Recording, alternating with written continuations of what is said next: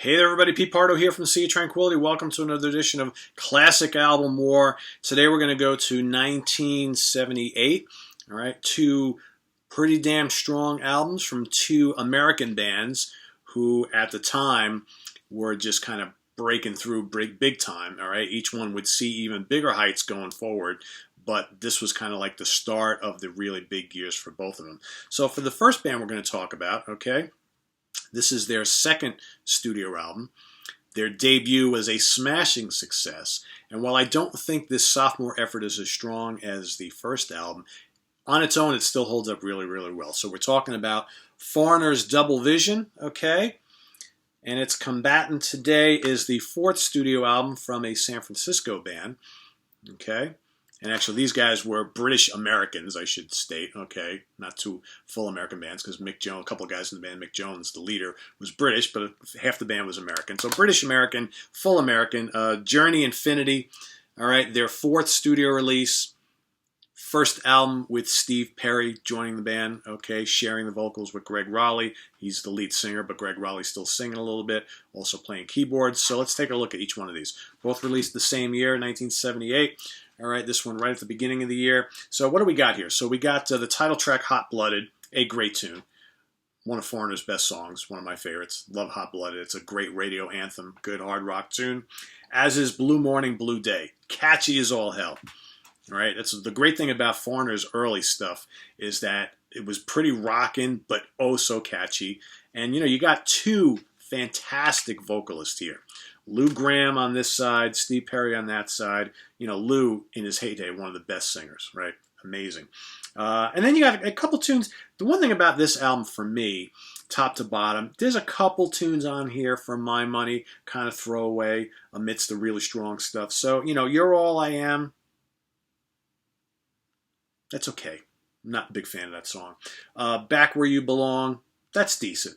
Okay, that's decent. Love That's Taken Its Toll, that's a pretty good song. I like that.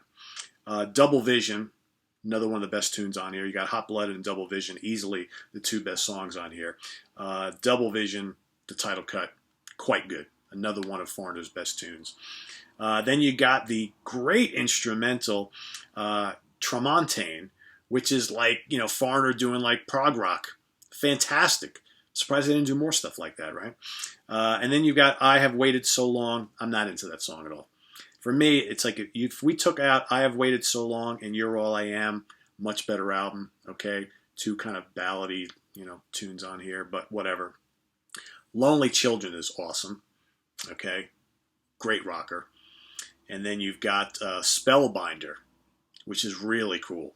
Okay, again, that's kind of like this moody kind of Foreigner doing like moody, proggy type of stuff with a little bit of hard rock in there as well. So they kind of end it really well at the end. Starts off really well at the beginning. The middle got a couple really, really strong tunes, a couple fillers. So for me, out of the 10 tunes, 7 of the 10 are top-notch Foreigner. The other 3, okay. But a good album nonetheless, right? So, over to Journey, okay?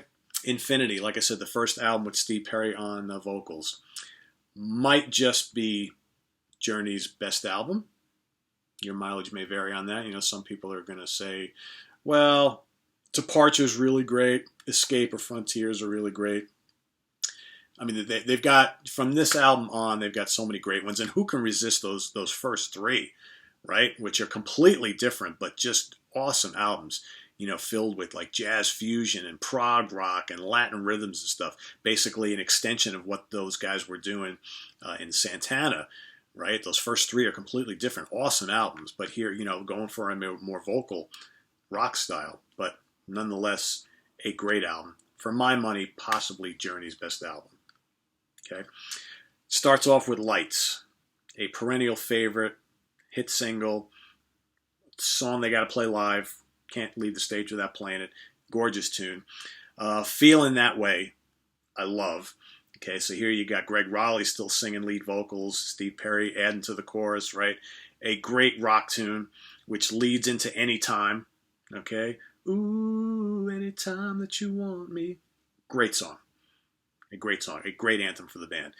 Then you got La Doo Da, a fun song, a heavy rocker, kind of silly lyrics, but still a really good rocker. Neil Schon blistering on the guitar, right? The rhythm, Steve Smith and Ross Valerie. Well, actually, no, this is Ansley Dunbar. Sorry, Ansley. Ansley Dunbar, not Steve Smith yet. Killing it on the drums, okay? Then you've got the awesome Patiently, which is one of their best ballads, I think. A great vocal from Steve Perry on that. And then, of course, the iconic Wheel in the Sky, one of their great hard rock anthems, one of my favorite Journey tunes of all time. Then you got Something to Hide, another just amazing song. Steve Perry just kills it on this album, and that's like one of the most underrated tunes that he ever sang on in like his first chapter with Journey. Something to Hide is just great. I love the chorus on that. And then you got the Winds of March, which kind of like Tremontaine from this album. This the Winds of March is, and it's got vocals, not an instrumental, but this is like Journey's prog rock track on this album. It's just awesome. It's got all sorts. It's kind of lengthy. It's got all sorts of cool parts in it. It's heavy. It's light. It's atmospheric. Oh, great stuff. And then of course the ripping Can Do. Journey Can Do, hard rock, pretty damn good, right? And then it closes with Open the Door, which for me, my least favorite song on this album.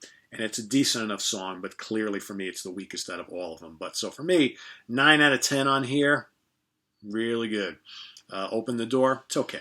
So anyway, but some of you like that, that's cool. Otherwise, a very strong album, as is this one. So for me, I like both these albums a lot, but for me, this is like an open and shut case. Journey wins this one by unanimous decision, 116, 113, 115, 112, 117, 111. The winner by unanimous decision, Journey with their fourth album, Infinity. Love it, love it, love it. But you can't go wrong with Double Vision either, right? Both great. Let us know what you think. Here's my winner right here. But there's no right or wrong here. It depends on what you like, right? It's just both really great late 70s rock albums, two amazing vocalists, some great guitar players in both of these bands. Killer bands, right? Killer bands. Two of the best-selling kind of hard rock bands of their era. Deservedly so. So visit us on the web at www.seatranquility.org. We're on Facebook. We're on Twitter. Of course, we're here on YouTube every damn day. Visit us tomorrow morning for another classic album war and each of the rest of the days this week. I will hopefully also have a live concert review for you tomorrow. Going to see Joe Bonamassa in a couple hours. All right. At Bethel Woods, the old Woodstock site. Looking forward to seeing Joe again for the first time in almost 2 years.